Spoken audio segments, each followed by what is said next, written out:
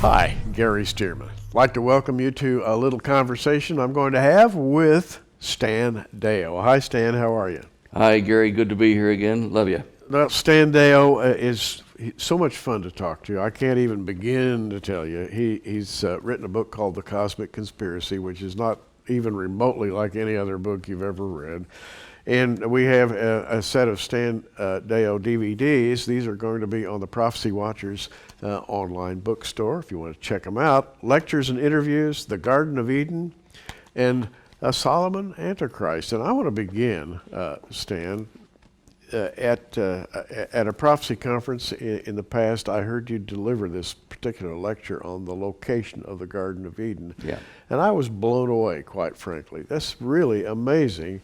We read in the book of Genesis about the Garden of Eden, but most people say, well, you know, sort of maybe a mythical place.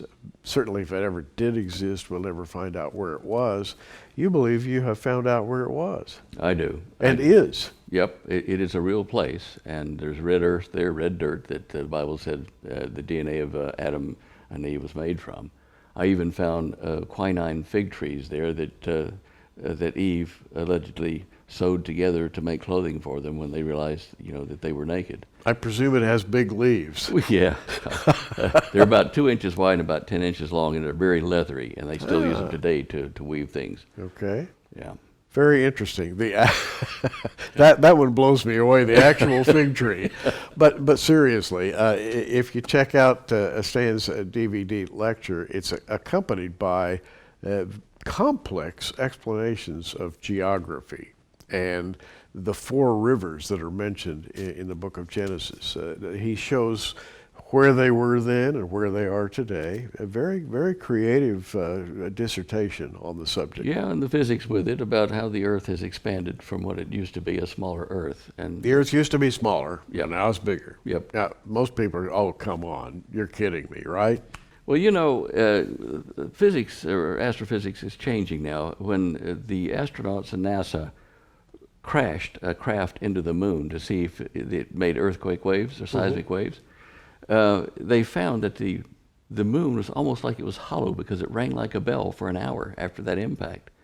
And it tells us that there are voids, like empty shells inside the moon. And the Earth, I think, has the same thing, where it's not hollow, but there are void spaces caused by the way gravity works. And the Earth didn't get any more mass, when, you know, for the physicists out there. It got bigger in diameter with the same amount of mass, and it just opened up some shells of emptiness inside of it, between the core and the surface. And you have a general theory about time, that essentially time is slowing down, and you go to great lengths to explain this, by the way, in some of your lectures and in your book. Mm-hmm. And but for, I think, most of us casual observers, time seems to be constant, and in fact the speed of light is constant. Well, not so, in my opinion. I take it back to the physicists who say that we had a big bang when the universe started, and all the matter of the universe was compressed into a very tiny little space like this, and then bang, it exploded. Well, if you look at all the mass of all the galaxies and put them into a little space like that, it's very dense. Yeah. And the more dense something is, we understand that waves travel faster in it. And in this case, light waves, electromagnetic radiation, just another form of light, all these things would have traveled much faster when the mass of the universe was compressed into that tight little ball. And as the ball expanded, then light would have traveled slower and slower.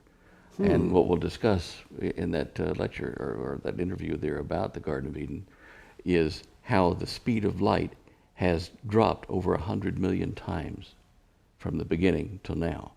This is why we have an era in trying to relate the age of the universe and the earth to biblical chronologies, because we're seeing scientists use the speed of light now as a benchmark, and it was really 100 million times faster on a curve that went like that back to the beginning. And that combined with the idea that the continents of the earth are being spread out across the surface, and that they're drifting, or they had drifted apart, not in a slow way, but in a rather rapid way, it makes up the hypothesis that you have used to backtrack through time and discover the location of the Garden of Eden. To discover the Eden, I had to put the continents back together.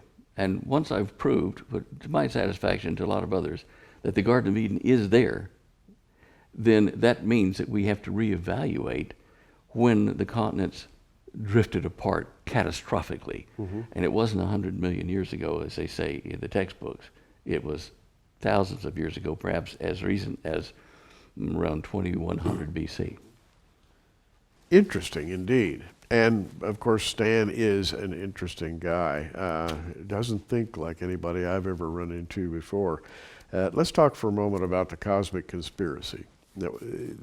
And by the way, if you want to find out about his full hypothesis, his discovery of the location of the Garden of Eden, it's right here on this 3 DVD set, which we're offering at prophecywatchers.com, our online library. The cosmic conspiracy, I think there have been probably 1,000 books written on some kind of a conspiracy. Conspiracy theory is everywhere.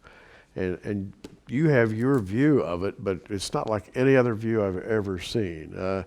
You tie it together to the motions, the politics of the powerful and the scientifically educated men of planet Earth who are working together to achieve a common goal. But you talk about it in a different way than most other people do.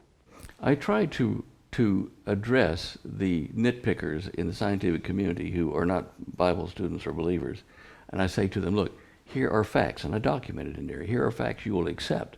And if you accept that, then when I propose what the Bible says is true, and the timelines are different, and there are illuminists, there are leaders in the world trying to overthrow all the governments of the world, you will have to reevaluate your standoff position, because I'm proving it to you. So I'm not just saying, take my word for it. Here's fact. In science and physics and economies and secret societies and histories of people like Nikola Tesla, it's all there. It's a conspiracy bigger than the Illuminati. This is a global, huge conspiracy. And by huge, and I always, when I pick up this book, I just look with awe at the table of contents, and it talks about reason. What do you mean by reason? What do you mean when you talk about the UFO phenomenon, UFO sightings? Oh, electrogravitic propulsion. How do these things work? Stan believes he knows how they operate, and by the way, is very convincing in this book. Constructs of reality. How about weather warfare? And how does that tie into this whole thing? And you mean men are controlling the weather? Are you serious? Yeah, okay. Yeah. Well, in 1975, there was a conference held between the United States and Russia to limit our weather warfare techniques in 1975. Wow. And a lot better technology has been developed since then. In those days, Russia was going to spread charcoal over the Siberian snow to change the global patterns that would affect the United States West Coast. That was a crude form of weather warfare. But now then, we've got these HAARP facilities, the HAARP facilities, that there are at least 8, maybe more of these stations run by Russia, United States, and China. These pump energy up into the upper ionosphere. They heat the ionosphere if they wish. And if they're all worked in concert, in harmony at the same frequencies, they can get a concentrated effect on the global weather. They can steer say a hurricane by heating one side of it or the other by dropping, the energy down from the ionosphere. They can actually even make lightning drop down to the earth out of a clear blue sky. That kind of technology is weather warfare at its best. And I suppose if you can heat the upper atmosphere, you could control the flow of moisture up there and do all kinds of nasty things. Maybe cause it not to rain on a particular area if you wanted to. I'm just kind of speculating here as I'm sitting beside you. Well, Nikola Tesla first proposed that they send energy up, high frequency energy, like they're doing with HAARP, into the ionosphere from a number of stations over the Earth, and pump up the energy in the ionosphere to the point that the atoms glowed, and we would have continual daylight all over the planet. There would be no more night. Now, how was that for growing crops? That's a long time ago. Nikola Tesla, back in the 30s and 40s. Yeah, he postulated that probably 1920, 25.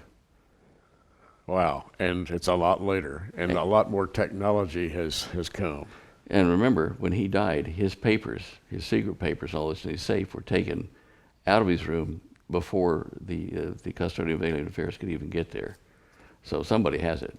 That's a chapter in the Cosmic Conspiracy. You'll have to read this. By the way, our online bookstore at prophecywatchers.com. Shameless promotion, Stan, but seriously, your stuff is worth reading. And I appreciate your being here today. Thank you. And come again. Okay, will do. I'm Gary Stearman. Keep watching, everybody. Thanks for joining us on Prophecy Watchers. You can find us on the web at prophecywatchers.com, where you can sign up for our free email newsletter, or follow us at facebook.com/prophecywatchers. In the meantime, keep watching, everybody, and we'll see you soon.